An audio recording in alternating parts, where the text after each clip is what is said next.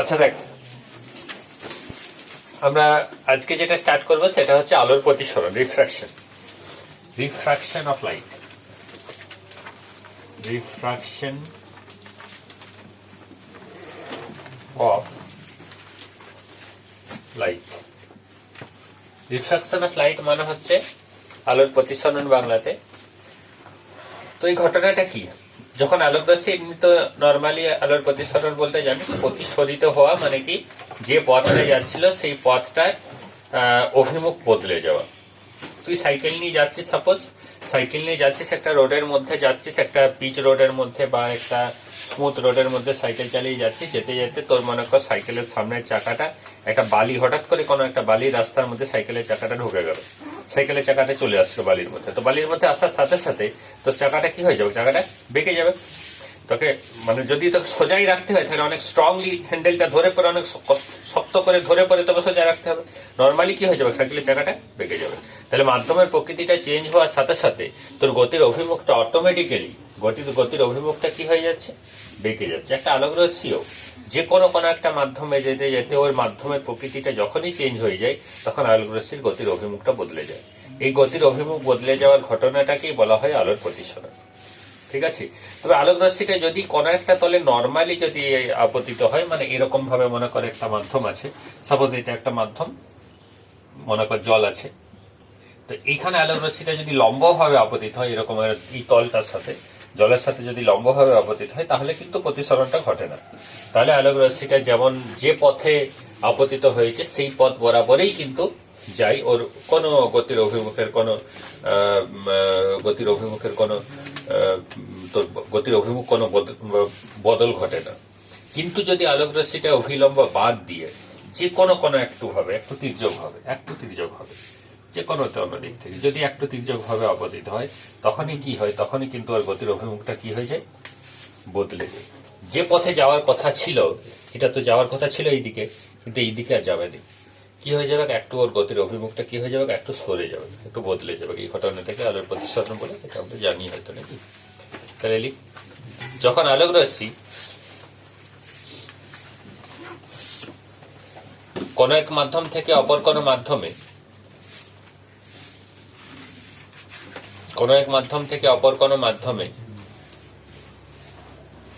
তির্যক ভাবে আপতিত হয়, তখন আলোক রশ্মিটির গতির অভিমুখ পরিবর্তিত হওয়ার ঘটনাকে গতির অভিমুখ পরিবর্তিত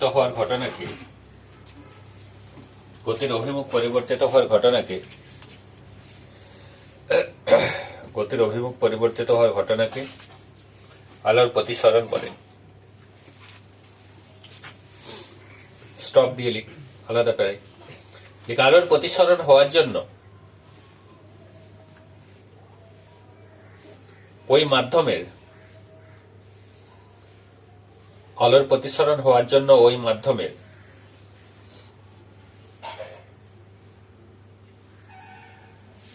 আলোকীয় ধর্মকে নির্দেশ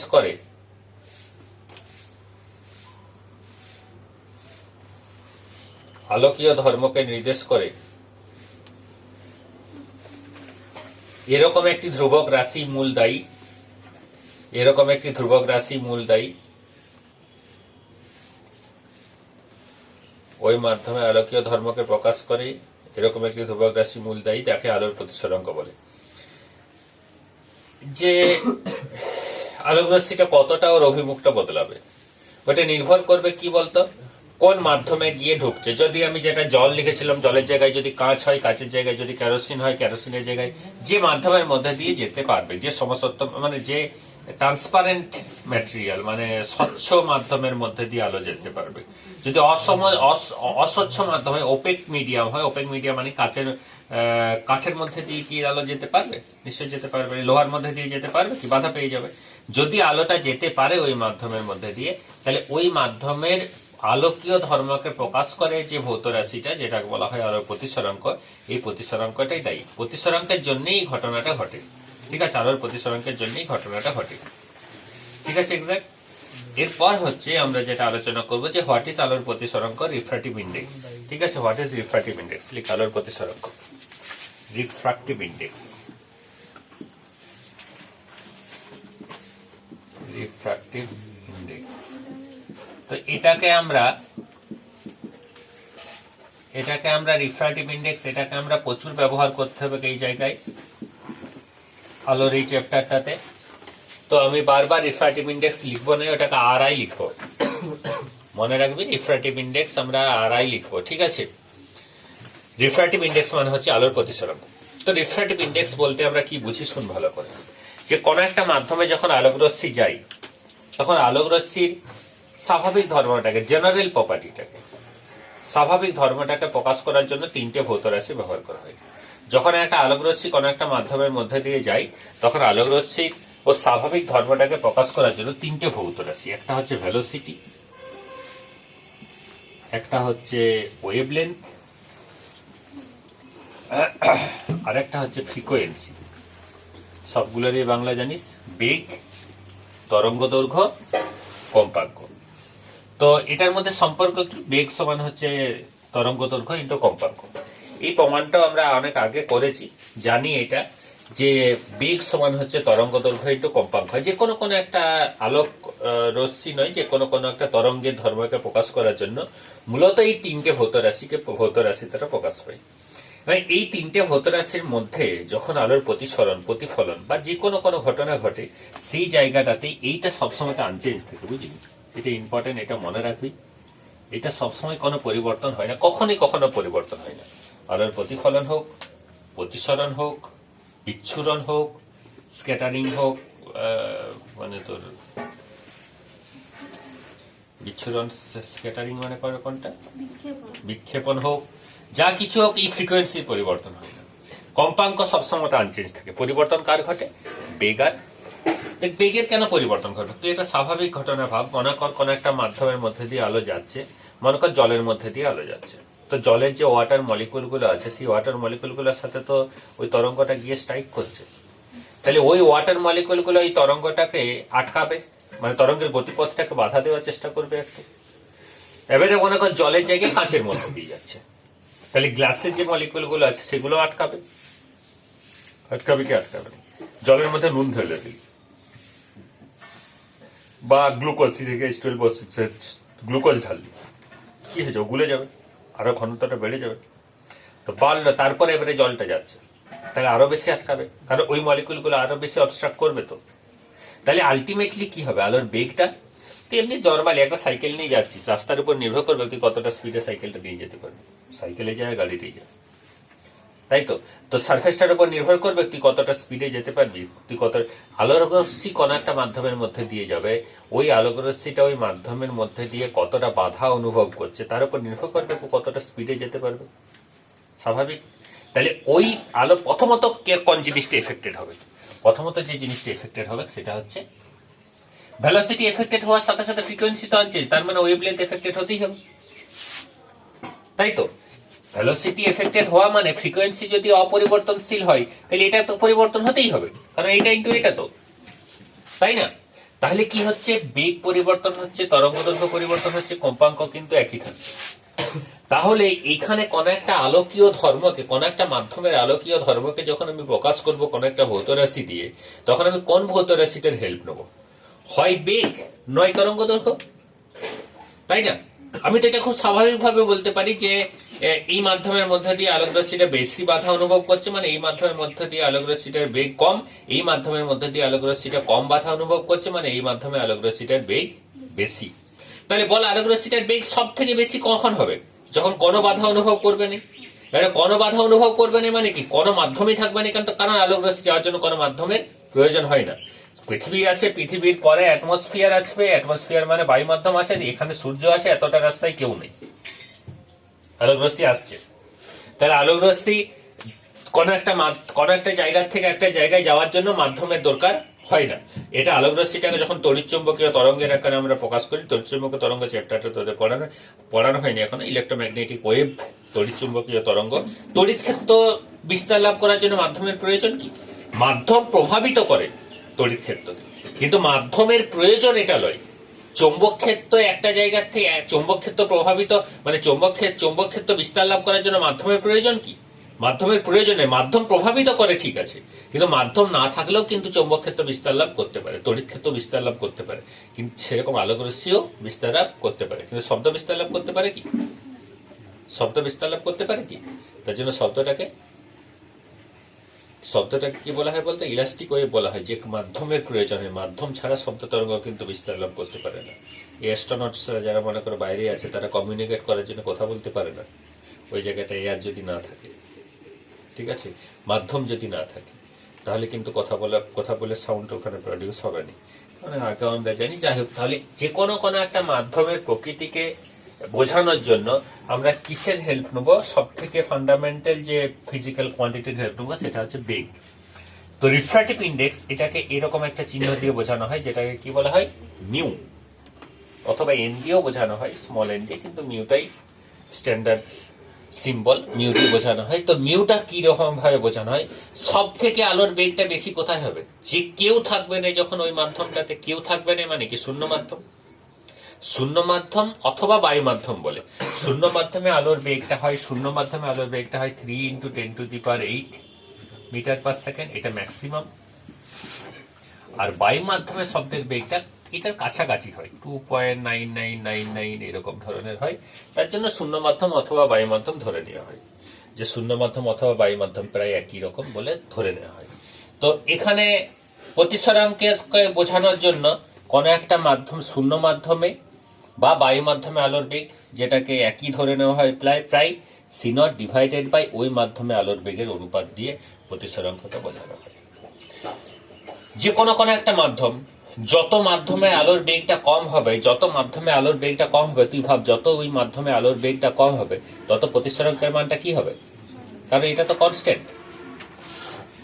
কনস্ট্যান্ট, এই সর্বোচ্চ মানটা তো ধ্রুবক, 3 × 10⁸। তাহলে যে কোনো একটা মাধ্যমে যত সি এর মানটা কম হবে তত প্রতিসরাঙ্কের মান বেশি হবে। যত প্রতিসরাঙ্কের মান বেশি হবে তত সেটাকে কি মাধ্যম বলবো? ঘন মাধ্যম মানে ডেন্সার মিডিয়াম বলবো। প্রতিসরাঙ্কের মান যত বেশি হবে তত ঘন মাধ্যম বলবো। ঘন মাধ্যমে যত আলোক রশ্মি যাবে তত আলোক রশ্মির বেগটা কি হবে? কম হবে। এটা জেনারেলি তুই ঘনত্বের সাথে কম্পেয়ার করতে পারিস, কিন্তু ঘনত্ব আর প্রতিসরাঙ্ক দুটো একই জিনিস নয়। তো এরকম ভাবে স্বাভাবিকভাবে মনে হতে পারে যে জলে যে আলোর বেগ কাঁচে তার থেকে আলোর বেগটা কি হবে? বেশি হবে না কম হবে? জলে যে আলোর বেগ, সর্ষের তেলে আলোর বেগটা কি হবে? বেশি হবে না কম হবে? জলের মধ্যে যখন আলোক রশ্মি যাবে, তখন ওই আলোক রশ্মিটা জলের মাধ্যমে যা আলোর বেগ প্রদর্শন করবে, আলোর বেগটা যা হবে, আলোক রশ্মিটা জল থেকে যখন সর্ষের তেলে ঢুকবে, তখন সর্ষের তেলে আলোক রশ্মির বেগটা বাড়বে না কমবে? আলোক রশ্মির বেগটা কমবে। ঘনত্ব বেশি মানে তো স্বাভাবিকভাবে যেটা মনে হবে, কাঁচে কি হবে? ওইটা কাঁচে কি হবে? আর একটু কমবে না বাড়বে? কাঁচে কি হবে? কি বলছিস? সর্ষের তেলে গেলে বেগটা বাড়বে? সর্ষের তেলে বাড়বে পিচ্ছিল ভাবছিস, পিচকি কিসের জন্য মনে হচ্ছে যে সর্ষের তেলে গেলে বেগটা বাড়বে? মানে আমি যেটা বলতে চাইছি যে ঘনত্বের সাথে প্রতিসরাঙ্কটা রিলেটেড, এটা স্বাভাবিক মাইন্ডে একটা মনে হয় যে ঘনত্ব যেমন ঘনত্ব বেশি মানে কি আলোর বেগটা সেখানে কম, প্রতিসরাঙ্কটাও সেখানে বেশি। কিন্তু এইটা সব জায়গায় সত্য নয়, যে ঘনত্ব আর প্রতিসরাঙ্ক যদি দুটো একই জিনিস হতো তাহলে আর প্রতিসরাঙ্কটাকে নেওয়ার দরকার ছিল না, ঘনত্ব দিয়ে বুঝিয়ে দিলে হতো। যার ঘনত্ব বেশি সেখানে আলোর বেগ কম, যার ঘনত্ব কম সেখানে আলোক রশ্মির যার ঘনত্ব কম সেখানে আলোক রশ্মির বেগ বেশি। এটা সব জায়গার জন্য সত্য নয়, কিন্তু স্বাভাবিক মোটামুটি ম্যাক্সিমাম জায়গার ক্ষেত্রে এটা এরকমই হয় যে ঘনত্ব বেশি হলে আলোর প্রতিসরাঙ্ক বেশি হয় এবং আলোর বেগ কম হয়। ঠিক আছে? তো যাই হোক, এটা প্রতিসরাঙ্কের ডেফিনেশন। তাহলে প্রতিসরাঙ্কের সংখ্যা প্রথমত কি বলতে পারি, যে কোন একটা মাধ্যমে আলোর বেগ এবং শূন্য মাধ্যমে আলোর বেগের অনুপাতকে, শূন্য মাধ্যমে আলোর বেগ এবং ওই মাধ্যমে আলোর বেগের অনুপাতকে কি বলা হয়? ওই মাধ্যমে আলোর প্রতিসরাঙ্ক বলা হয়। ঠিক আছে? এটাকে আমি আলোর প্রতিসরাঙ্কের ডেফিনেশন বলতে পারি, সংজ্ঞা বলতে পারি। এই প্রতিসরাঙ্কটাকে দুটো ভাগে বোঝানো হয়। একটাকে বলা হয় অ্যাবসোলিউট রিফ্র্যাক্টিভ ইন্ডেক্স, মানে হচ্ছে চরম প্রতিসরাঙ্ক, আর আরেকটাকে বলা হয় রিলেটিভ রিফ্র্যাক্টিভ ইন্ডেক্স, মানে আপেক্ষিক প্রতিসরাঙ্ক। আপেক্ষিক প্রতিসরাঙ্ক মানে কি, যেখানে যখন মনে কর সাপোজ মনে কর একটা জল মাধ্যম থেকে একটা কাঁচ মাধ্যমে আলোক রশ্মি যাচ্ছে, তো জল মাধ্যম থেকে কাঁচ মাধ্যমে আলোক রশ্মি যাচ্ছে, এবারে আমি হয়তো ওখানে হয়তো আমি হয়তো ওখানে জানতে চাইছি বা বিবেচনা করতে চাইছি কি যে জলে যা বেগ ছিল আলোর, কাঁচে যখন ঢুকলো বেগটা, জলের সাপেক্ষে কাঁচের বেগটার কি পরিবর্তন হলো, এটা আমি জানতে চাইছি। তাহলে সেক্ষেত্রে আমাকে যে জিনিসটা, যে ফিজিক্যাল কোয়ান্টিটিটা হেল্প করবে সেটা হচ্ছে আপেক্ষিক প্রতিসরাঙ্ক, যে জলের সাপেক্ষে কাঁচটার প্রতিসরাঙ্ক কত। ঠিক আছে, তো জলের সাপেক্ষে কাঁচটার প্রতিসরাঙ্ক কত, বা কাঁচের সাপেক্ষে জলের প্রতিসরাঙ্ক কত, কাঁচের সাপেক্ষে তেলের প্রতিসরাঙ্ক কত, তেলের সাপেক্ষে কাঁচের প্রতিসরাঙ্ক কত, বা যে কোনো একটা মাধ্যমের সাপেক্ষে অন্য কোনো একটা মাধ্যমের প্রতিসরাঙ্ক কত, এটা বোঝানোর জন্য যে ভৌত রাশিটা ব্যবহার করা হয় that is called relative refractive index, অর্থাৎ আপেক্ষিক প্রতিসরাঙ্ক। ঠিক আছে, তাহলে আপেক্ষিক প্রতিসরাঙ্কের গল্পটা যখন আসবে তখন এরকম কোন একটা জিনিস আসবে, মনে করো এটা একটা 1 নম্বর মাধ্যম, এটা 2 নম্বর মাধ্যম, যে কোনো ট্রান্সপারেন্ট মিডিয়াম হতে পারে। 1 নম্বর মাধ্যমের প্রতিসরাঙ্কটাকে আমি ধরে নিচ্ছি μ1, আর 2 নম্বর মাধ্যমের প্রতিসরাঙ্কটা আমি ধরে নিচ্ছি μ2। μ1 মানে কি, μ1 হচ্ছে 1 নম্বর মাধ্যমের চরম প্রতিসরাঙ্ক, আর μ2 মানে কি, μ2 হচ্ছে 2 নম্বর মাধ্যমের চরম প্রতিসরাঙ্ক। তাহলে এই চরম প্রতিসরাঙ্কটাকে আমি কি লিখবো, c0 ডিভাইডেড বাই c1, আর এই μ2 সমান আমি কি লিখবো, c0 ডিভাইডেড বাই c2। এটাই তো লিখবো, তাই না? c0 divided by c1 divided by μ2 এর জায়গায় c0 ডিভাইডেড বাই c2। এরপরে তুই ভাব, যদি আমি বের করতে যাই যে 2 নম্বর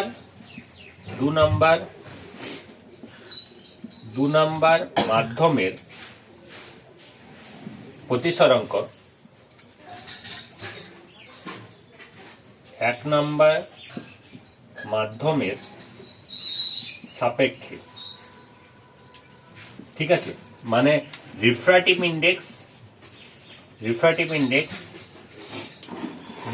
index of 2 with respect two WR2, এই ওয়ার্ডটা বারবার ব্যবহার করব আমরা। উইথ রেসপেক্ট টু মানে হচ্ছে 2 নম্বরের সাপেক্ষে, উইথ রেসপেক্ট টু WRT ব্যবহার করব। ঠিক আছে, উইথ রেসপেক্ট টু কি, রিফ্র্যাক্টিভ ইন্ডেক্স অফ 1, 1 নম্বর মাধ্যমে 2 নম্বর মাধ্যমে প্রতিসরাঙ্ক 1 নম্বর মাধ্যমের সাপেক্ষে। 2 নম্বর refractive index of 2 with respect to 1 লিখলেও হতো, বা with respect to refractive index of 1। ঠিক আছে, তো কি লিখবো আমি বল, এখানে 2 নম্বর মাধ্যমে প্রতিসরাঙ্ক জানতে চাইছি, কার সাপেক্ষে, 1 নম্বরের সাপেক্ষে। 2 নম্বরের বের করতে চাইছি 1 নম্বরের সাপেক্ষে। তাহলে আমরা সবসময় লিখবো 2 নম্বরটা উপরে আর 1 নম্বরটাকে নিচে। 2 নম্বর মাধ্যমে যার প্রতিসরাঙ্ক বের করব সেটা উপরে লিখবো, আর যার সাপেক্ষে বের করব সেটা লিখবো। ঠিক আছে, তাহলে লব হবে যেটার বের করব, হর হবে কি, যেটার সাপেক্ষে বের করব। 2 নম্বরের বের করতে চাইছি, তাই 2 নম্বর উপরে হবে, কার সাপেক্ষে, 1 নম্বরের সাপেক্ষে, তাই 1 নম্বর হবে নিচে। এটাকে আমি কি রকম লিখবো, এটাকে আমি এরকম ভাবে লিখতে পারি μ21 লিখতে পারি, অথবা এইরকম নোটেশনও লেখা হয়, মিউ এইদিকে 2 লেখা হয়, এইদিকে 1 লেখা হয়। এটা একটু ঝামেলা লেখা, এটা লেখার দরকার নেই, এটা লিখবি। ঠিক আছে, এটাই আমি লিখবো বারবার, μ21। ঠিক আছে, 2 নম্বর মাধ্যমের প্রতিসরাঙ্ক 1 নম্বর মাধ্যমের সাপেক্ষে μ2 ডিভাইডেড বাই, তাহলে এই μ21টা কি, μ21টা হচ্ছে রিলেটিভ রিফ্র্যাক্টিভ ইন্ডেক্স, আপেক্ষিক প্রতিসরাঙ্ক। কার আপেক্ষিক প্রতিসরাঙ্ক, 2 নম্বর মাধ্যমের আপেক্ষিক প্রতিসরাঙ্ক, কার সাপেক্ষে, 1 নম্বর মাধ্যমের সাপেক্ষে। তাহলে আমি এটাকে কি রকম করে লিখছি, μ2 ডিভাইডেড বাই μ1, মানগুলো বসা। μ2 এর জায়গায় কি লিখবো, c0 ডিভাইডেড বাই c2। μ1 এর জায়গায় কি লিখবো, c0 ডিভাইডেড বাই, তাহলে এটাকে যদি আমি একটু কাটাকাটি করে নিই তাহলে এটা কি হয়ে যাবে, c1 ডিভাইডেড বাই। দেখ এখানে এই c1, এটা তো এই মাধ্যমে আলোর বেগ, c1টাকে আমি লিখতে পারি, c1 কি, আলোর বেগ সমান আমি কি লিখতে পারি, বেগ সমান হচ্ছে তরঙ্গ দৈর্ঘ্য ইন্টু কম্পাঙ্ক। তাহলে তরঙ্গ দৈর্ঘ্য ইন্টু কম্পাঙ্ক লিখলে এটাকে আমি তরঙ্গ দৈর্ঘ্য λ1 লিখছি, আর কম্পাঙ্কটাকে নিউ লিখছি। ঠিক আছে, নিউ1 কেন লিখলাম না, কারণ নিউটা আনচেঞ্জ থাকবে। এখানে c2 যখন লিখবো তখন কি হয়ে যাবে, এটা λ2 হয়ে যাবে, নিউটা কি থাকবে, নিউটা অপরিবর্তনশীল থাকবে, কম্পাঙ্কের কোনো পরিবর্তন হবে নাই। তাহলে কম্পাঙ্কের পরিবর্তন হবে নাই, তো নিউটা নিউই থাকলো। তাহলে এখানে মানগুলো যদি বসিয়ে দিই তাহলে কি হয়ে যাবে দেখ, এটা উপরে λ1 নিউ আর এটা λ2 নিউ, নিউ আর নিউ কেটে গেল, তাহলে এটা হয়ে গেল λ1 ডিভাইডেড বাই λ2। তার মানে কি হয়ে গেল, μ21 সমান হচ্ছে μ2 ডিভাইডেড বাই μ1 সমান হচ্ছে λ1 ডিভাইডেড বাই λ2 হচ্ছে। তো তো এটাকে আমি যদি ক্রস মাল্টিপল করি তাহলে কি হবে, μ1 λ1 সমান কি হবে μ2 λ2, μ1 λ1 সমান μ2 λ2, এটা হবে তো। μ1 λ1 সমান μ2 λ2 ক্রস গুণ করলে যদি 3 নাম্বার হয় μ3 λ3 হয়ে যাবে। That means we may right that এখানে μ ইনটু λ এটা সমান কি লিখতে পারি, μ ইনটু λ সমান কনস্ট্যান্ট লিখতে পারি, μ ইনটু λ সমান কনস্ট্যান্ট লিখতে পারি। μ1 λ1 সমান μ2 λ2 সমান μ3 λ3 সমান μ4 λ4 সমান, তাহলে এখানে কি লিখতে পারি, μ λ সমান, তার মানে কি লিখতে পারি যে μ is inversely proportional to মিউটা ল্যামডার সাথে কি হচ্ছে, মিউটা ল্যামডার সাথে ইনভার্সলি প্রপোর্শনাল ব্যস্ত সম্পর্ক। তাহলে মিউ আর ল্যামডার যদি একটা গ্রাফ প্লট করি কিরকম হবে, এদিকে মিউ আর এদিকে ল্যামডা, মিউ আর ল্যামডার যদি একটা গ্রাফ প্লট করি সেই লেখচিত্রটা কিরকম হবে, ল্যামডা কম হলে মিউ বেশি হবে আর ল্যামডা বেশি হলে মিউ কম হবে। তাহলে গ্রাফটা কিরকম হবে, গ্রাফটা এরকম হবে, তাই না? বুঝতে পেরেছিস তো, বুঝতে পেরেছিস তো। এরপরে তুই প্রথমে দেখ এখানে এটা কনস্ট্যান্ট, এটা কনস্ট্যান্ট এবং এটা হচ্ছে ম্যাক্সিমাম ভ্যালু, এটা কনস্ট্যান্ট, উপরেরটা কনস্ট্যান্ট এবং এটা হচ্ছে সর্বোচ্চ মান। তার মানে হচ্ছে যে C not always greater than সি1।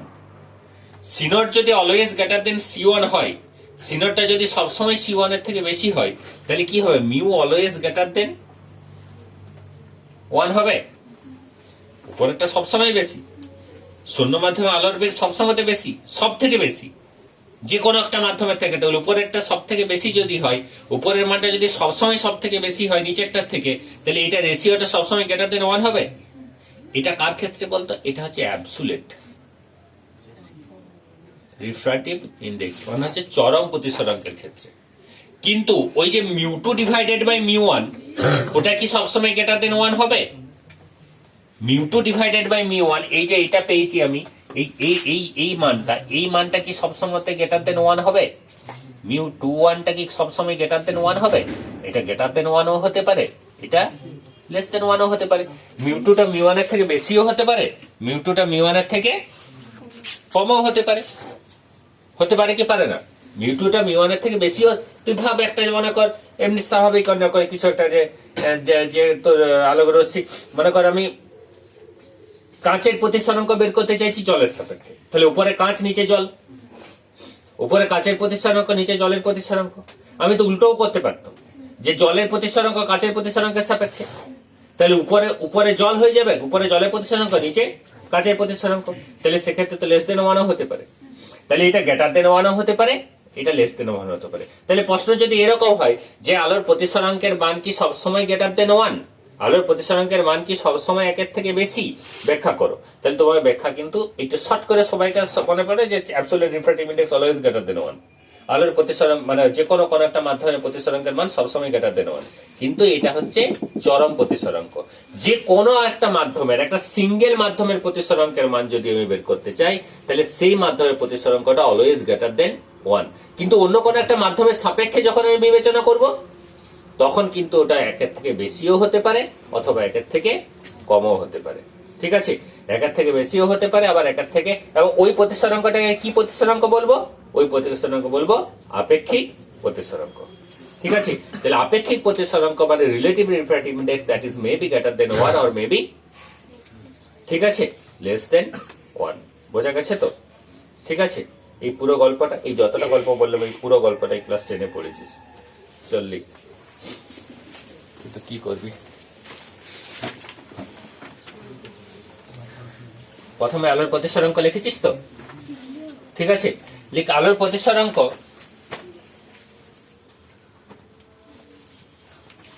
দুরকম ভাবে বোঝানো হয়, চরম প্রতিসরাঙ্ক এবং আপেক্ষিক প্রতিসরাঙ্ক, চরম প্রতিসরাঙ্ক এবং আপেক্ষিক প্রতিসরাঙ্ক। চরম প্রতিসরাঙ্ক এবং আপেক্ষিক প্রতিসরাঙ্ক। চরম প্রতিসরাঙ্ক এবং আপেক্ষিক প্রতিসরাঙ্ক হয়েছে তো। দুই ভাগে ভাগ করে দুই ভাগে বোঝানো হয়। একটা হচ্ছে চরম প্রতিসরাঙ্ক, একটা হচ্ছে চরম প্রতিসরাঙ্ক, আর একটা হচ্ছে কি প্রতিসরাঙ্ক? আপেক্ষিক প্রতিসরাঙ্ক। ঠিক আছে, এরপর লিখ।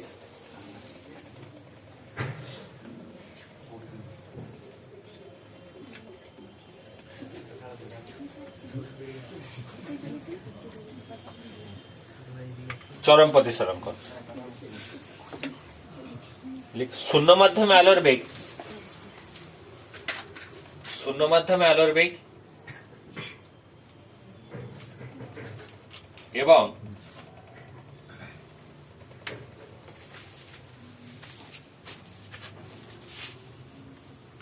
ওই মাধ্যমে আলোর বেগের অনুপাতকে, ওই মাধ্যমে আলোর বেগের অনুপাতকে, শূন্য মাধ্যমে আলোর বেগ এবং ওই মাধ্যমে আলোর বেগের অনুপাতকে সেই মাধ্যমে চরম প্রতিসরাঙ্ক বলে, সেই মাধ্যমে চরম প্রতিসরাঙ্ক বলে।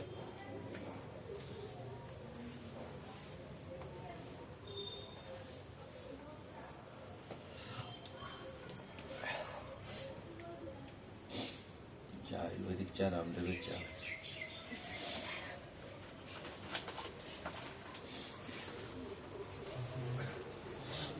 তাহলে চরম প্রতিসরাঙ্ক মিউ সমান, চরম প্রতিসরাঙ্ক মিউ সমান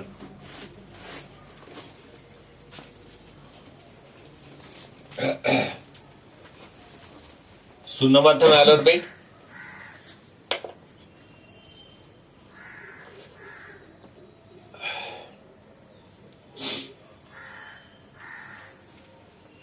ব্যাকেটে লিখবি সি নট এবং ওই মাধ্যমে আলোর বেগ ব্যাকেটে লিখবি সি অথবা ভি হলে সি এ লিখবি।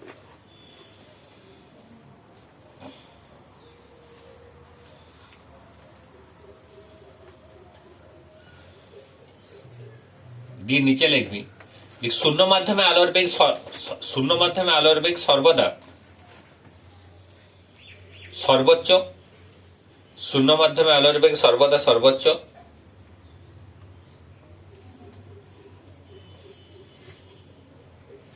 শূন্য মাধ্যমে আলোর বেগ সর্বদা সর্বোচ্চ,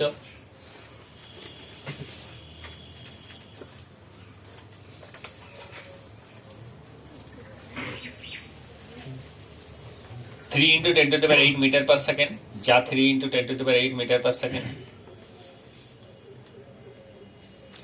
যা বায়ু মাধ্যমে আলোর বেগের প্রায় সমান, যা বায়ু মাধ্যমে আলোর বেগের প্রায় সমান, যা বায়ু মাধ্যমে আলোর বেগের প্রায় সমান,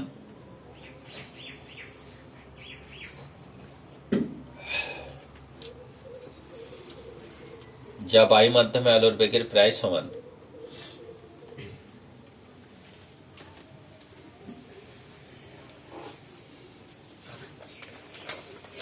ঠিক আছে তো, যা বায়ু মাধ্যমে আলোর বেগের প্রায় সমান।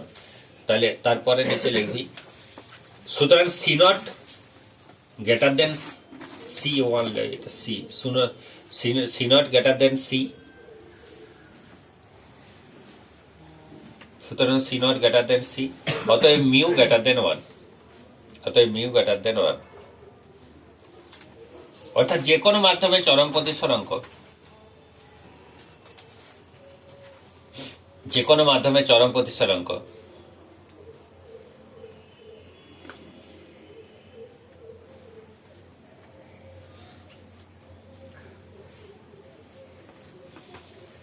যে কোনো মাধ্যমে চরম প্রতিসরাঙ্ক কি?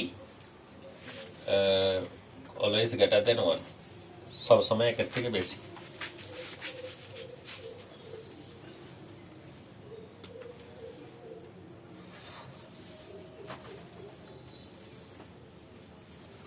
ঠিক আছে, এরপর একটু গল্পটা শুন। দেখ, মিউ ইন্টু সি এর যদি আমি মাল্টিপ্লাই করি, মিউ ইন্টু সি এটা সমান তো সি নট হচ্ছে, মিউ ইন্টু সি, সি সমান কি হচ্ছে? সি নট হচ্ছে। তো যে মিউ ইন্টু সি সমান সি নট, মানে এই সি নটটা তো ধ্রুবক,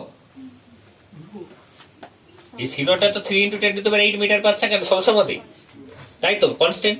তাহলে মিউ ইন্টু সি সমান আমি কনস্ট্যান্ট লিখতে পারি, সমান আমি কনস্ট্যান্ট, তার মানে কি লিখতে পারি যে সি প্রপোর্শনাল টু 1/μ বা উল্টো লিখতে পারতাম, তাই তো। তার মানে যে মাধ্যমের প্রতিসরাঙ্ক যত বেশি হবে সেই মাধ্যমে আলোর বেগ তত, যে মাধ্যমের প্রতিসরাঙ্ক যত বেশি হবে সেটাকে তত আলোকীয় ঘনমাধ্যম বলবো। এবং আলোকীয় ঘনমাধ্যমে যত আলোকীয় ঘনমাধ্যমে আলোক রশ্মি প্রবেশ করবে আলোক রশ্মির বেগ তত। যে কোনো মাধ্যমের প্রতিসরাঙ্ক এবং আলোর বেগের গুণফল, যে কোনো মাধ্যমে আলোর প্রতিসরাঙ্ক এবং আলোর বেগের গুণফল সর্বদা ধ্রুবক, সর্বদা ধ্রুবক। অর্থাৎ সর্বদা ধ্রুবক অর্থাৎ এরা একে অপরের ব্যস্ত সম্পর্ক, একে অপরের ব্যস্তানুপাতিক। তার মানে ওই যেটা লেখা আছে এটা লিখে নিবি, যেটা লেখা আছে বলতে এইটুকু অংশ।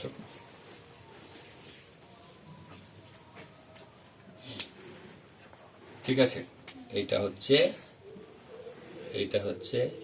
3 × 10⁸ মিটার পার সেকেন্ড, এটা সবসময়তেই চিরন্তন। তাহলে এখানে সি প্রপোর্শন লিখেছিস তো, ধ্রুবক অর্থাৎ ব্যস্ত সম্পর্ক, অর্থাৎ আলোক রশ্মি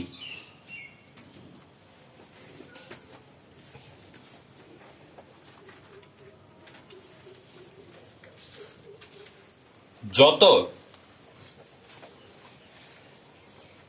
উচ্চ প্রতিসরাঙ্ক যুক্ত মাধ্যমে প্রবেশ করবে, উচ্চ প্রতিসরাঙ্ক যুক্ত মাধ্যমে প্রবেশ করবে, উচ্চ প্রতিসরাঙ্ক যুক্ত মাধ্যমে প্রবেশ করবে,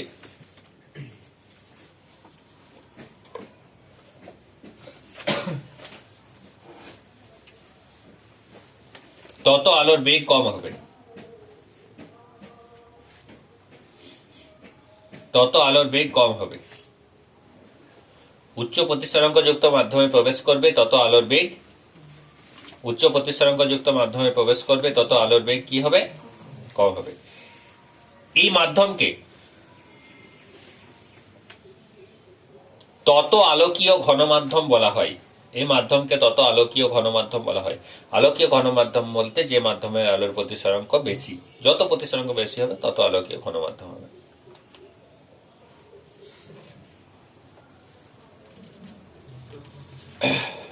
হয়েছে? ঠিক আছে তো, ঠিক আছে তো। এরপর হচ্ছে আপেক্ষিক প্রতিসরাঙ্ক। আপেক্ষিক প্রতিসরাঙ্ক, আপেক্ষিক প্রতিসরাঙ্কের জায়গায় এই ছবিটা আঁকবি। আপেক্ষিক প্রতিসরাঙ্ক এটাতেই সমস্ত জায়গাটা ব্যাখ্যা করা আছে, নিচের আলাদা করে আলোর প্রতিসরাঙ্ক লিখ, মানে সরি আপেক্ষিক প্রতিসরাঙ্ক লিখ। কোন একটি মাধ্যমের প্রতিসরাঙ্ক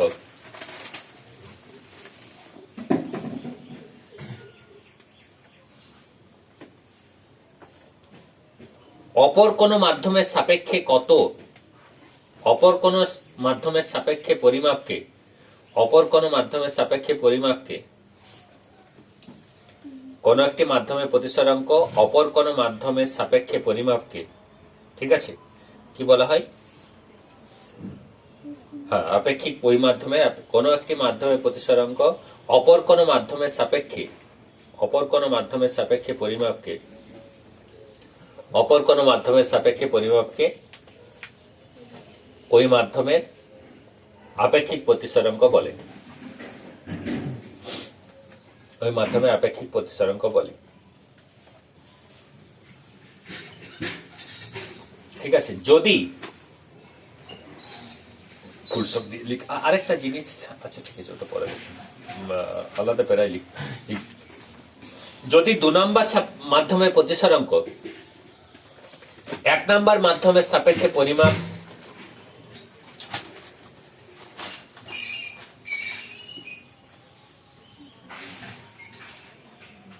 করা হয়, যদি 2 নম্বর মাধ্যমের প্রতিসরাঙ্ক 1 নম্বর মাধ্যমের সাপেক্ষে পরিমাপ করা হয়, অর্থাৎ অর্থাৎ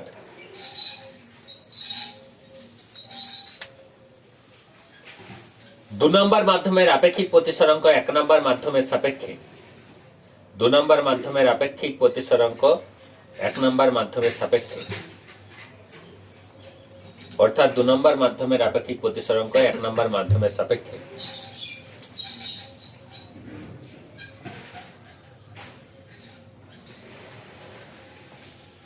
সেটা হচ্ছে μ21, এটা লিখবি, বুঝলি? μ21 is equal to μ2 divided by μ1, μ2 divided by μ1 সমান এটা লিখবি। ওটা ওখানে লেখা আছে, ছবিটা আঁকা আছে, ওটার আলাদা করে লেখার প্রয়োজন নেই।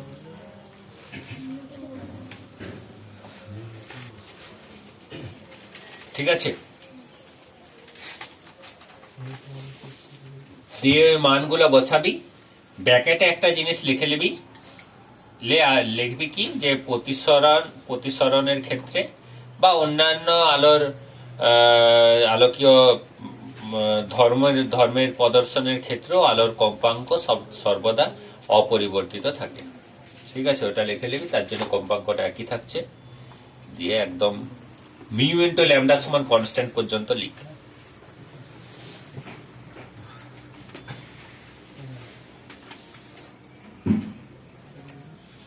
বুঝে করবি।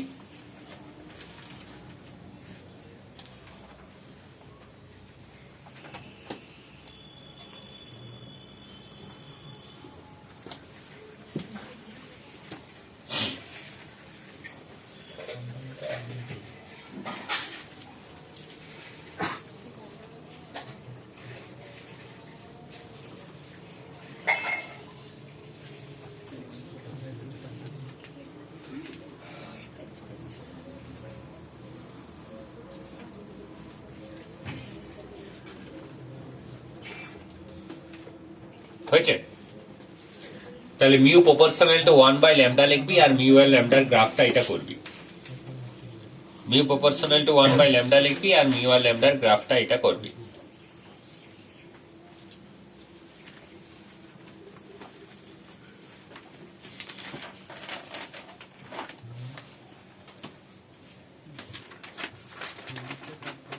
মিউ প্রপোর্শনাল টু ল্যামডা লিখবি, মিউ আর ল্যামডার গ্রাফটা এরকম করবি।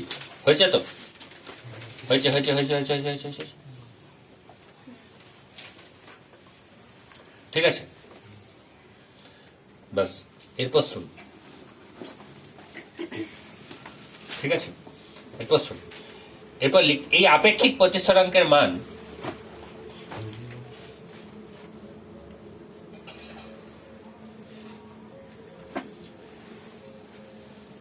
একের থেকে বেশি বা একের কম, দুই হতে পারে,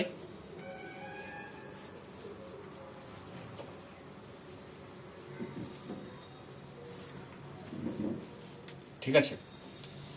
নেক্সট পয়েন্ট হচ্ছে, আলাদা প্যারায় লিখবি। নেক্সট পয়েন্ট হচ্ছে যে চরম প্রতিসরাঙ্ক বা আপেক্ষিক প্রতিসরাঙ্ক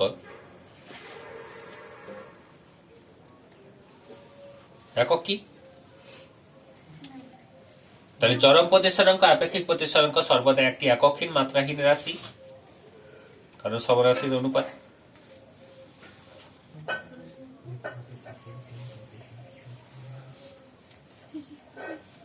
একটি একক এবং মাত্রাহীন রাশি। নেক্সট হচ্ছে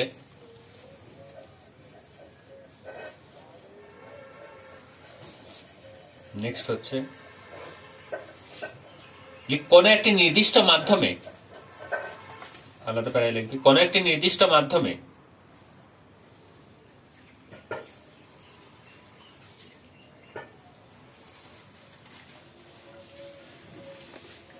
প্রতিসরাঙ্ক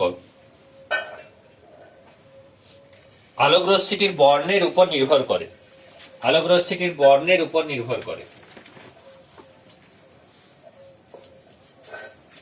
কোন একটি নির্দিষ্ট মাধ্যমের প্রতিসরাঙ্ক আর আলোকরশ্মিটির বর্ণের উপর নির্ভর করে। এটা খুব ইন্টারেস্টিং ঘটনা, এটা নিয়ে অনেক আলোর বিচ্ছুরণটা এটার উপরেই, এই প্রপার্টিটার উপরেই হয়। দেখ জিনিসটা, গল্পটা শুন। মনে কর এটা একটা গ্লাস, বুঝলি?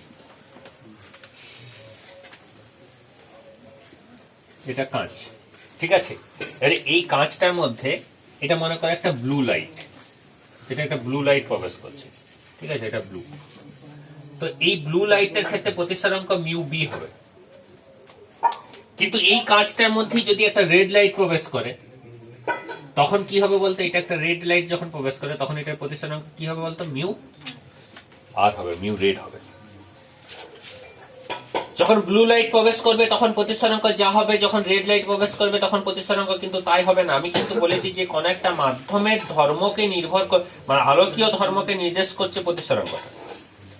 গ্লাস কাঁচটা তো একটা কাঁচেই আছে, কিন্তু ওই কাঁচটার মধ্যে যখন নীল আলো প্রবেশ করছে তখন প্রতিসরাঙ্কের মান যা হবে, যখন অন্য কোনো কালারের আলো, অন্য কোনো বর্ণের আলো প্রবেশ করবে তখন কিন্তু প্রতিসরাঙ্কের মানটা ভিন্ন হয়ে যাবে। তার কারণ কি, যে mu is function of lambda, mu into lambda সমান হচ্ছে ধ্রুবক, মিউ ইন্টু ল্যামডা সমান হচ্ছে কনস্ট্যান্ট, ঠিক আছে। তাহলে যদি ল্যামডার মান বেশি হয় তাহলে মিউ এর মান কম হবে, আর ল্যামডার মান কম হওয়া মানে মিউ এর মান, তা লাল আলোর তরঙ্গ দৈর্ঘ্য বেশি না ব্লু আলোর তরঙ্গ দৈর্ঘ্য বেশি? কোনটা তরঙ্গ দৈর্ঘ্য বেশি? তরঙ্গ দৈর্ঘ্য বেশি সব থেকে লালের, ভিপজিওর মধ্যে তরঙ্গ দৈর্ঘ্য বেশি সব থেকে, আর সব থেকে কম হচ্ছে ভায়োলেট, ভায়োলেট, তারপর ভায়োলেটের কাছাকাছি ব্লু ধরা যায়। তো যাই হোক, তাহলে রেডের তরঙ্গ দৈর্ঘ্য যেহেতু সব থেকে বেশি তাহলে রেডের প্রতিসরাঙ্ক সব থেকে কম, আর ব্লু এর তরঙ্গ দৈর্ঘ্য যেহেতু কম তাই ব্লু এর প্রতিসরাঙ্কের মান সব থেকে, মানে কম্পারেটিভলি এগুলোর থেকে কি হবে, বেশি হবে, ভিন্ন ভিন্ন হবে, ঠিক আছে। তাহলে বর্ণের রেসপেক্টে, কালারের রেসপেক্টে, কালার মানে কি, কালার আলাদা মানে তরঙ্গ দৈর্ঘ্য আলাদা, তরঙ্গ দৈর্ঘ্য যদি আলাদা হয় তাহলে প্রতিসরাঙ্কের মানও কি হবে, আলাদা আলাদা হবে, ঠিক আছে। এটা হচ্ছে তরঙ্গ দৈর্ঘ্য কম, বোঝা গেছে তো? তাহলে লিখ প্রথমে 1 নম্বর কোশ্চেন অঙ্ক লিখ। জলের প্রতিসরাঙ্ক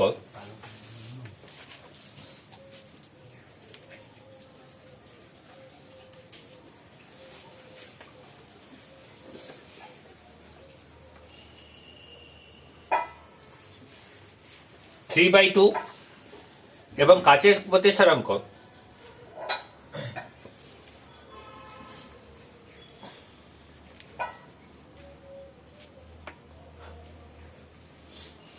জলের প্রতিসরাঙ্ক 4/3 লিখ। জলের প্রতিসরাঙ্ক 4/3 এবং কাচের প্রতিসরাঙ্ক 3/2 হলে জলের সাপেক্ষে কাঁচ এবং কাচের সাপেক্ষে জলের প্রতিসরাঙ্ক নির্ণয় করো। 1 নম্বর কোশ্চেন, জলের সাপেক্ষে কাঁচ এবং কাচের সাপেক্ষে জলের প্রতিসরাঙ্ক নির্ণয় করো।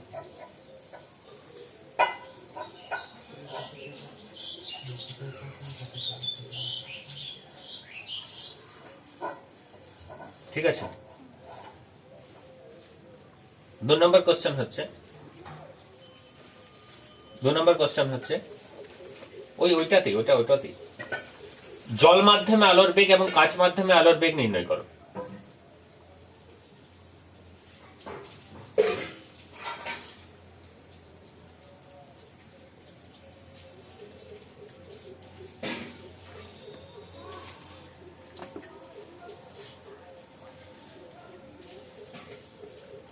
ঠিক আছে। 3 নম্বর কোশ্চেন হচ্ছে, একটি নির্দিষ্ট আলোক তরঙ্গের ক্ষেত্রে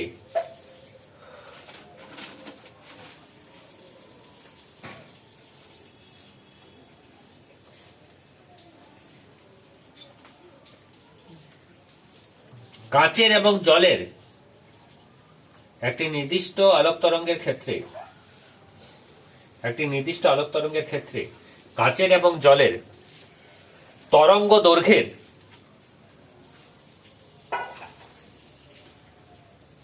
অনুপাত নির্ণয় করো।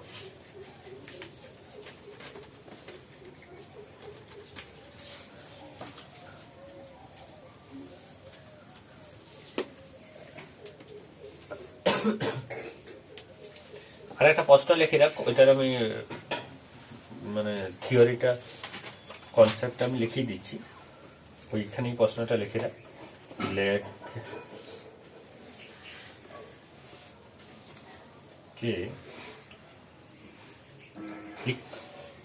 কোন নির্দিষ্ট বর্ণের আলো, আরেকটা প্রশ্ন আর কি, কোন নির্দিষ্ট বর্ণের আলো কাঁচ বা জল মাধ্যমে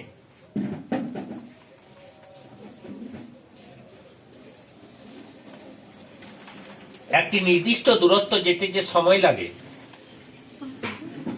একটি নির্দিষ্ট দূরত্ব যেতে কাঁচ বা জল মাধ্যমে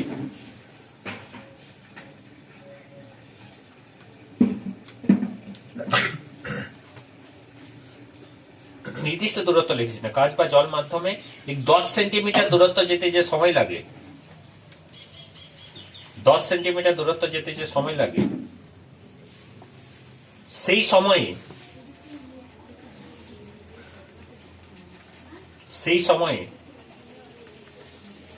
আলোক রশ্মিটি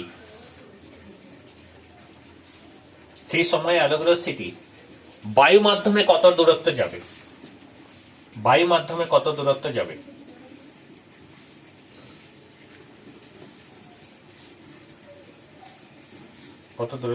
ব্র্যাকেটে লিখে নিবি এই দুই মাধ্যমের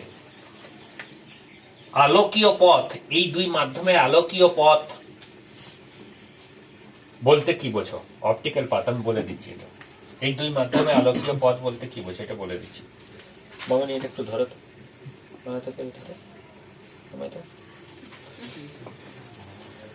আলোকীয় পথ বলতে কি বোঝো? ঠিক আছে, দেখ এরপরে দেখ, আলোকীয় পথ বলতে এই জিনিসটা আমি বলে দিচ্ছি, লিখালে আলোকীয় পথ, বাকি জিনিসগুলো করানো আছে, নিজে চেষ্টা করবি করে। আলোকীয় পথ, আলোকীয় পথ হচ্ছে যে, প্রথমত ডেফিনেশনটা লিখলে তাহলে নিজে করতে পারবি। কোন একটি নির্দিষ্ট মাধ্যমে আলোকরশ্মি,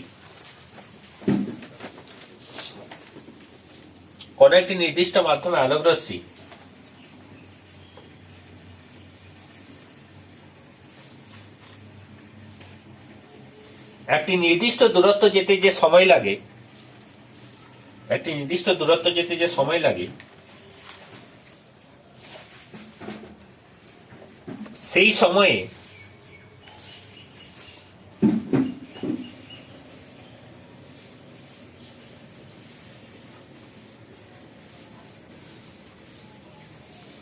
আলোকরশ্মির শূন্য মাধ্যমে যে দূরত্ব যাবে,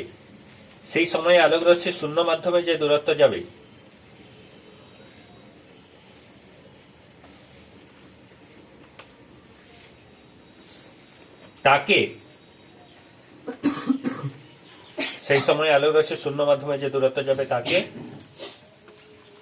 ওই মাধ্যমের আলোকীয় পথ বলে।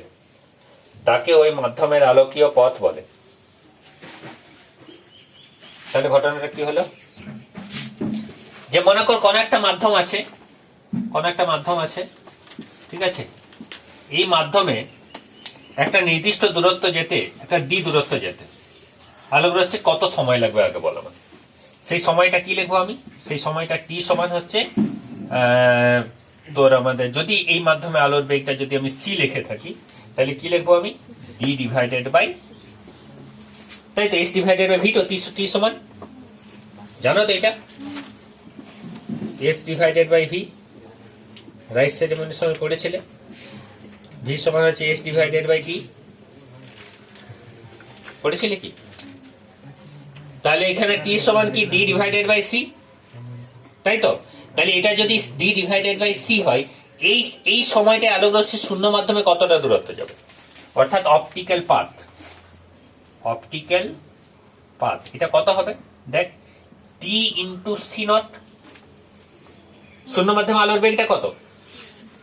সি নট তো, তাহলে T into, then you put the value of T, T এর ভ্যালু কত হবে? D into C not divided by সিটা কি? সি নট ডিভাইডেড বাই সিটা হচ্ছে ওই মাধ্যমে প্রতিসরাঙ্ক। তাহলে কি হয়ে গেল? D into mu. তাহলে ওই মাধ্যমের প্রতিসরাঙ্ককে ওই দূরত্বটা দিয়ে যদি আমি গুণ করে দিই, তাহলে কি পেয়ে যাব? আলোকীয় পথ, অপটিক্যাল পাথ। তাহলে অপটিক্যাল পাথ সমান কি হচ্ছে? দূরত্ব, অ্যাকচুয়াল দূরত্ব ইন্টু ওই মাধ্যমে। বুঝতে পেরেছিস তো? এটা হচ্ছে অপটিক্যাল পাথ। রিলেশনটা লিখে, ঠিক আছে, এটা হচ্ছে অপটিক্যাল পাথের রিলেশন। আমরা লিখে নেবি।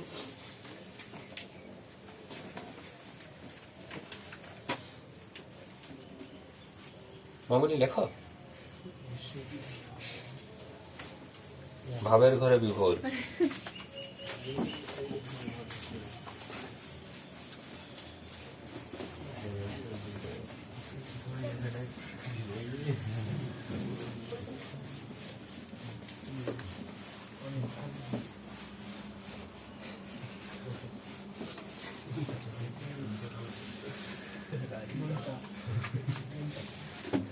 ঠিক আছে, হয়েছে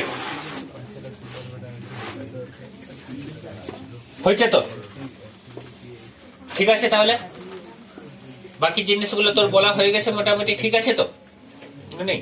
এরপর লিখ স্নেলের সূত্র, আলোর প্রতিসরণ সংক্রান্ত স্নেলের সূত্র। স্নেলের সূত্র, স্নেলস ল, স্নেলের সূত্র আলোর প্রতিসরণ সংক্রান্ত স্নেলের সূত্র।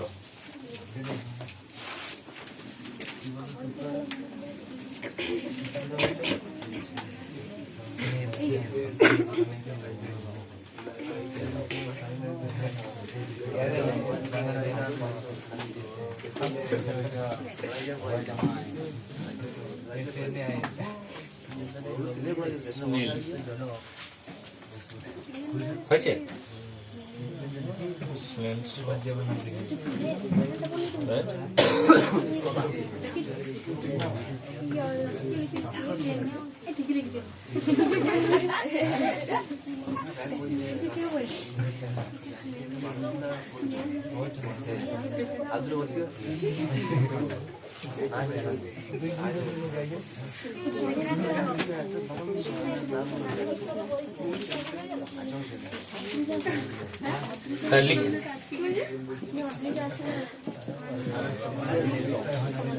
দেখ শোন, সেন্স লটা হচ্ছে যে আলোর প্রতিসরণে কি বললাম আমি, আলোর প্রতিসরণ কাকে বলে সেটা বললাম কি, যে আলোক রশ্মি যখন একটা মাধ্যম থেকে আরেকটা মাধ্যমে যায় তখন আলোক রশ্মির গতিপথ পরিবর্তন ঘটে, তাই তো? তাহলে মনে কর একটা মাধ্যম আমি ধরছি, এই মাধ্যমের প্রতিসরাঙ্ক μ1 আর একটা মাধ্যমের প্রতিসরাঙ্ক চরম প্রতিসরাঙ্ক, একটা মাধ্যম μ1 একটা মাধ্যম μ2, একটা আলোক রশ্মি জল থেকে কাচ মাধ্যমে প্রবেশ করছে, ঠিক আছে, বা বায়ুর থেকে জল মাধ্যমে প্রবেশ করছে, ঠিক আছে। তো আলোক রশ্মির গতিপথটাকে আমি রশ্মি চিত্র দিয়ে গতিপথটাকে এরকম ভাবে নির্দেশ করব। তাহলে এটা হলো আমার আপতন বিন্দু, তাই তো? এটা হচ্ছে আমার আপতন বিন্দু। আপতন বিন্দুতে যদি আমি এই দুটোর ইন্টারফেস, মানে এই দুটো মাধ্যমের যেটা বিভেদ তল, এই ইন্টারফেসের উপরে যদি আমি একটা অভিলম্ব আঁকি, অভিলম্বটা আমার এরকম হবে, তাই তো? এই বিভেদ তলের সাথে লম্ব। তাহলে এইখানে এই আপতিত আলোক রশ্মিটা অভিলম্বের সাথে যে কোণটা উৎপন্ন করে সেই কোণটাকে কি বলবো? আপতন কোণ, ইনসিডেন্ট অ্যাঙ্গেল, ঠিক আছে। এবারে আলোক রশ্মিটার কি হবে? এর গতিপথ পরিবর্তন ঘটবে। এটা এই অভিলম্বের দিকেও সরতে পারে, অভিলম্বের থেকে দূরেও সরতে পারে, according to the nature of the refractive index হবে, প্রতিসরাঙ্কের মানের উপরে নির্ভর করবে। তো আমি ধরে নিচ্ছি এইদিকে সরেছে, এবং এটা হচ্ছে প্রতিষ্ঠিত আলোক রশ্মি অভিলম্বের সাথে যে কোণটা উৎপন্ন করবে, এই কোণটাকে কি বলবো? অ্যাঙ্গেল অফ রিফ্রাকশন বা রিফ্রাক্টেড অ্যাঙ্গেল, ঠিক আছে, প্রতিসরণ কোণ। এবারে স্নেল কি বললো যে এইখানে আই আর μ1 μ2 এরা কিরকম ভাবে রিলেটেড, ভালো করে মনে রাখবি μ1 μ2 কিরকম ভাবে রিলেটেড। আমি যেমন বলছি প্রতিসরণের সূত্রটা এইরকম ভাবে মনে গেঁথে নিবি। আমি আগেও বলেছি, যারা তোদের হয়তো মনে নেই আমাদের লোকজনদের, তো প্রতিসরণের সূত্র কেমন ভাবে মনে রাখবি? দেখ, sine of incident angle sine of i into multiplied by the refractive index of the medium μ1 সমান sine of refracted angle sine of r multiplied by the refractive index of the second medium। এইটি হচ্ছে স্নেলের সূত্র, এটা মনে রাখবি। Sine I by sine R সমান constant, sine I by sine R সমান μ1 by μ2, sine I by sine R সমান μ2 μ1। যেমন ভাবে আমরা যেমন ভাবে মনে রাখিস, ওইটা মাথার থেকে বাদ দিয়ে দে, ওইটা মনে রাখিস না। মনে রাখবি যে সাইন আই ইন্টু ওই মাধ্যমের প্রতিসরাঙ্ক সাইন আর ইন্টু ওই মাধ্যমের প্রতিসরাঙ্ক সমান হচ্ছে কনস্ট্যান্ট বা সমান। এটা সব থেকে আরো বেটার হচ্ছে এটা মনে রাখা এরকম যে সাইন আই ইন্টু ওই মাধ্যমের প্রতিসরাঙ্ক সমান কি বলতো? সমান হচ্ছে কনস্ট্যান্ট। এই ফর্মটা মনে রাখা, এইটা হচ্ছে সব থেকে অ্যাকচুয়াল ফর্ম অফ রিফ্র্যাক্টিভ, মানে তোর সেন্স হলো এইটা মনে রাখবি যে সাইন অফ আই সেই মাধ্যমের প্রতিসরণ কোণ, সাইন অফ আই মানে সেই মাধ্যমের আপতন কোণ, প্রতিসরণ কোণ যাই হোক, ইন্টু ওই মাধ্যমের প্রতিসরণ কোণ, এটা সবসময় ধ্রুবক হবে যখন আলোক রশ্মি একটা মাধ্যম থেকে আরেকটা মাধ্যমে যাবে। তার জন্য এটা কিন্তু এটা লিখছি সাইন অফ আই ইন্টু, মানে এটাকে আই লিখিস না, এটা তাহলে থিটা লিখ, যখন sine of I into μ1 sine of R into μ2। আবার যদি 3 নম্বর মাধ্যমে যাই তাহলে sine of R dash into μ3 হতে পারে। আবার যদি আরেকটা 4 নম্বর মাধ্যমে যাই তাহলে sine of R double dash into μ4 হতে পারে। এটা চলে যাবে, ঠিক আছে। এইটা হচ্ছে স্নেলের সূত্র, এটা মনে রাখবে। এইটাকে তুই আমরা লিখি কিরকম করে, যে sine I divided by sine R সমান হচ্ছে μ2 ডিভাইডেড বাই μ1। তারপরে এটাকে আমরা কি লিখে দিই, μ21। এটাকে আমরা μ21ও না লিখে পরে আমরা ক্লাস 10-এ যখন পড়েছি তখন এটাকে কি লিখে দিই, এটা হচ্ছে কনস্ট্যান্ট। তার মানে সাইনের আপতন কোণ এবং সাইনের প্রতিসরণ কোণের অনুপাত সর্বদা ধ্রুবক, এটা লেখা থাকে, ঠিক আছে। কিন্তু এখন বড় হয়েছে, এখন লিখবে এইটা sine of incident angle into ওই মাধ্যমের refractive index, sine of refractive angle into ওই মাধ্যমের রিফ্র্যাক্টিভ ইন্ডেক্স সমান হচ্ছে, মানে পরস্পরের সমান বা সমান কনস্ট্যান্ট লিখলেও কোনো অসুবিধা নেই, ঠিক আছে। এইটা হচ্ছে স্নেলের সূত্র, বোঝা গেছে তো। এরপরে দেখ দুটো ঘটনা ঘটতে পারে, একটা হচ্ছে μ1 গ্রেটার দেন μ2। যদি μ1 গ্রেটার দেন μ2 হয়, ভালো করে দেখ, যদি μ2 গ্রেটার দেন μ1 প্রথমে ধরছি আমি, সাপোজ মনে কর μ2 গ্রেটার দেন μ1, যদি μ2 গ্রেটার দেন μ1 হয়, এই সূত্রটা থেকে দেখ μ2 গ্রেটার দেন μ1 হলে কি হবে, আই গ্রেটার দেন আর হবে, sine I greater than sine R হবে। Sine I greater than sine R মানে সাইনের কোণ যত বাড়বে তখন সাইন 90 দিকে যাবে, মানে 1 এর দিকে যাবে, তার মানে আই গ্রেটার দেন আর হবে। তাহলে μ2 গ্রেটার দেন μ1 মানে আই গ্রেটার দেন, আর যদি উল্টোটা হয় μ2 লেস দেন μ1 যদি হয় তাহলে আই লেস দেন আর হবে। আই গ্রেটার দেন আর মানে কি, আলোক রশ্মিটা কোন দিকে যাবে, এটা হচ্ছে মানে টুয়ার্ডস দা অভিলম্ব, টুয়ার্ডস দা নরমালের দিকে আসবে। আর এটা কোন দিকে যাবে, এটা অ্যাওয়ে ফ্রম, মানে কি অভিলম্বের থেকে দূরে সরবে। তাহলে যদি মনে কর মিউ2 মাধ্যমটা যদি বেশি হয়, মিউ2 গ্রেটার দেন μ1, মিউ2 মাধ্যমটা বেশি হয় মানে কি ঘন মাধ্যমে প্রবেশ করে, তাহলে ঘন মাধ্যমে প্রবেশ করলে কোন দিকে যাচ্ছে, নরমালের দিকে। আর যদি লঘু মাধ্যমে প্রবেশ করে μ2 লেস দেন μ1 হয়, তখন কোন দিকে সরছে, অভিলম্বের বাইরের দিকে। বোঝা গেছে তো। যদি ঘন মাধ্যমে প্রবেশ করে, আই গ্রেটার দেন আর মানে কি, আই গ্রেটার দেন আর মানেই তো R less than I, I greater than R মানেই তো আর লেস দেন আই, দুটো তো একই জিনিস। তাহলে আরটা আয়ের থেকে কমে গেছে, তার মানে কোন দিকে সরে গেছে, তার মানে এই যেটা আমি এঁকেছি এইদিকে সরে গেছে, তার জন্য আরটা কমে গেছে। এখানে কি μ2 μ1 এর থেকে, যদি উল্টোটা হতো মিউ2টা যদি কম হতো μ1 এর থেকে, তাহলে ও কোন দিকে চলে যেত। তাহলে এখানে ছবিটা কিরকম হতো, এখানে ছবিটা কিরকম হতো, এখানে ছবিটা কিরকম হতো,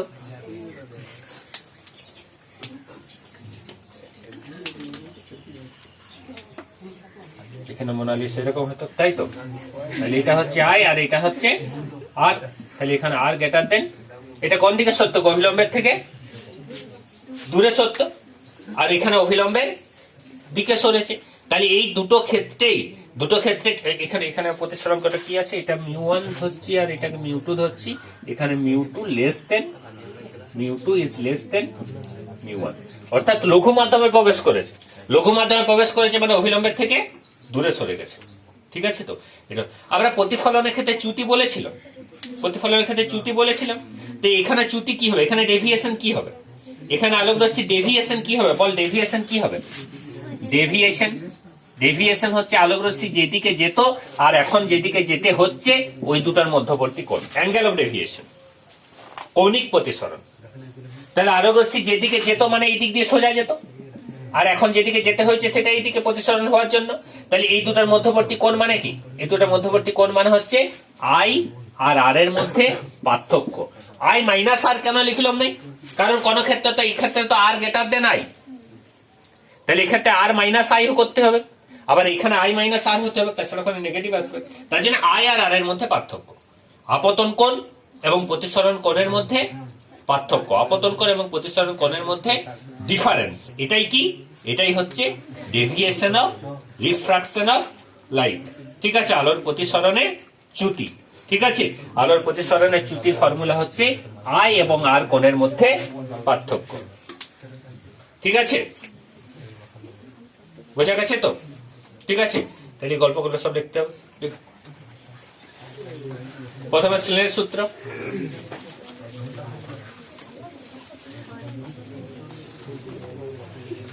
লিখ আলোর আপতন কোণ।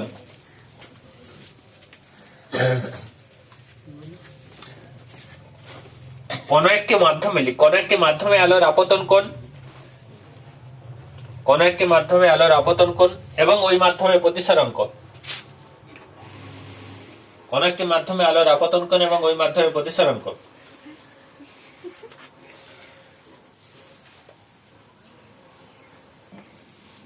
অপর একটি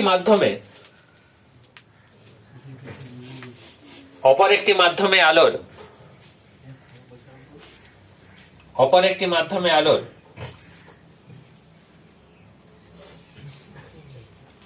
প্রতিসরণ কোণ এবং ওই মাধ্যমের প্রতিসরণকে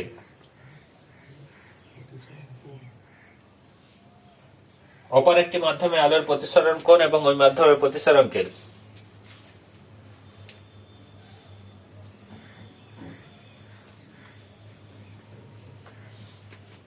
গুণফল সর্বদা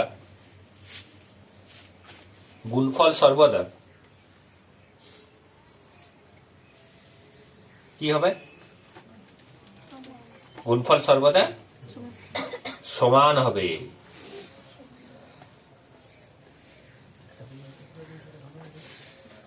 ঠিক আছে, অর্থাৎ এইটা sine I into mu one সমান sine R into mu two,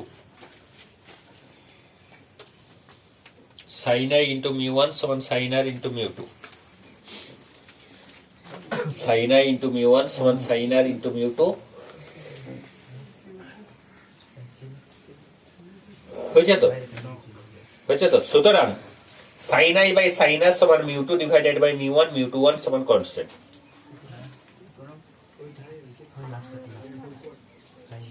sine I by sine R সমান হচ্ছে mu two divided by mu one সমান মিউ টু ওয়ান সমান কনস্ট্যান্ট।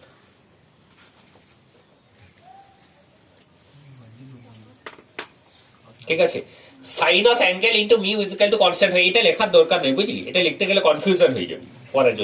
যদি বুঝতে পারিস ঠিকঠাক ভাবে কোনটা আমি বলতে চাইছি, তাহলে লিখে রাখতে পারিস sine of theta is into mu সমান কনস্ট্যান্ট, মানে সাইন অফ যে কোনো একটা কোণ ইন্টু ওই মাধ্যমে প্রতিসরণক সবসময় ধ্রুবক হয়।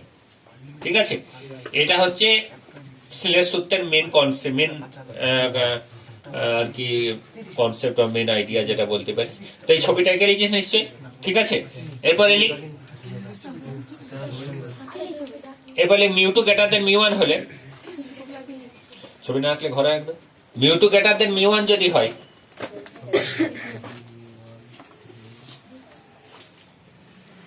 হলে আই গ্রেটার দেন আর হবে,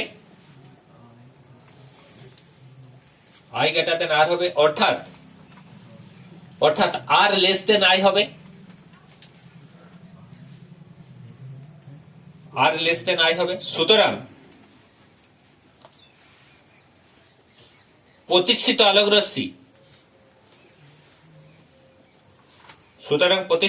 রশ্মি অভিলম্বের দিকে সরবে, হয়েছে?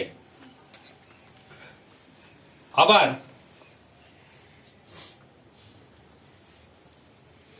Mu two less than mu one হলে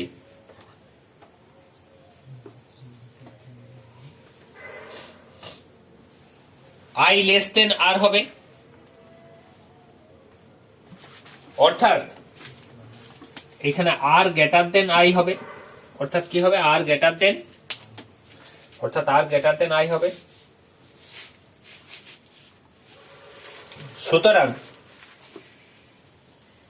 সুতরাং প্রতিষ্ঠিত আলোক রশ্মি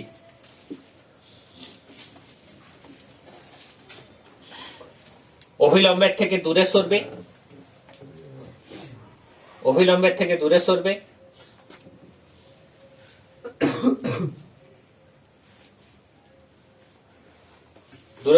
অর্থাৎ আলোক রশ্মি যত ঘনতর মাধ্যমে প্রবেশ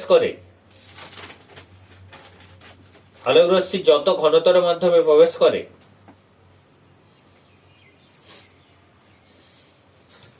তত আলোক রশ্মির গতিপথ অভিলম্বের দিকে সরে,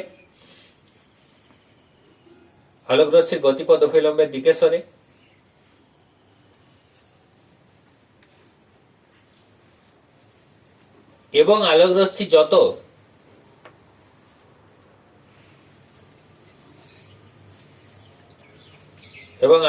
যত লঘু মাধ্যমে প্রবেশ করে,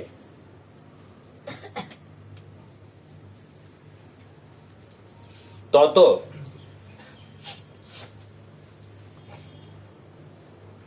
আলোক রশ্মির গতিপথ অভিলম্বের বিপরীত দিকে সরে,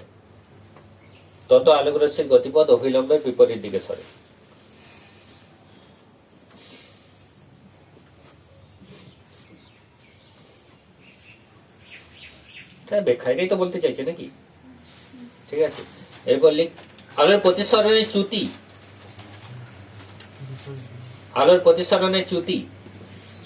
কৌণিক চ্যুতি, ব্র্যাকেটে এই ডেল্টা, আলোর প্রতিসরণের কৌণিক চ্যুতি ব্র্যাকেটে এই ডেল্টা সমান হচ্ছে আই এবং আর এর মধ্যে ডিফারেন্স, মানে ওই আই যেমন ভাবে লিখেছি, আই এবং আর এর মধ্যে পার্থক্য, মানে আই ওই চিহ্নটাই তো আই আর আর এর মধ্যে পার্থক্যকে বোঝায় না, তাই তো? এরকম লিখতে পারিস যদি তোদের এটা নিয়ে বিরাট কিছু ব্যাপার হয়, আই মাইনাস আর ও লিখতে পারিস, মড লিখতে হবে, তাহলে নেগেটিভ চিহ্ন নেই, আই আর আর এর মধ্যে পার্থক্য, ঠিক আছে, মড অফ আই মাইনাস আর, এটাও লিখতে পারিস।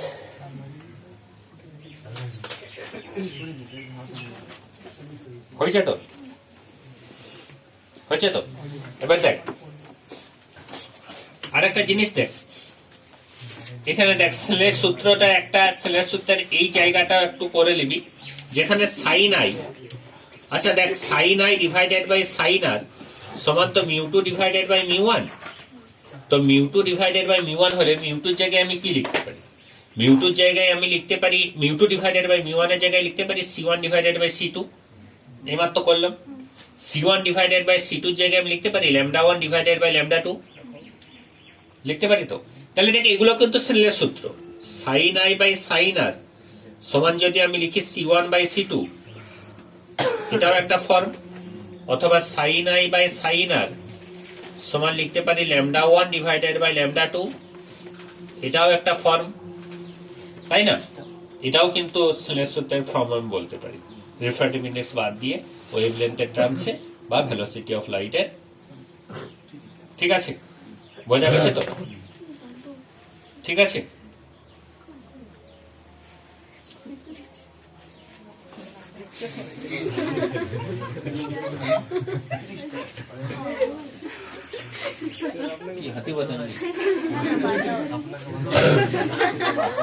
ঠিক আছে। তো এইটা হচ্ছে স্নেলের সূত্রের ফর্ম, রিফ্র্যাক্টিভ ইনডেক্স বলে দিলাম, তো এগুলাই হচ্ছে, ঠিক আছে। সমতলে আলোর প্রতিসরণের কিছু প্রয়োগ আছে, সমতলে আলোর প্রতিসরণ, তারপর বক্ষতলে আলোর প্রতিসরণ, ঠিক আছে।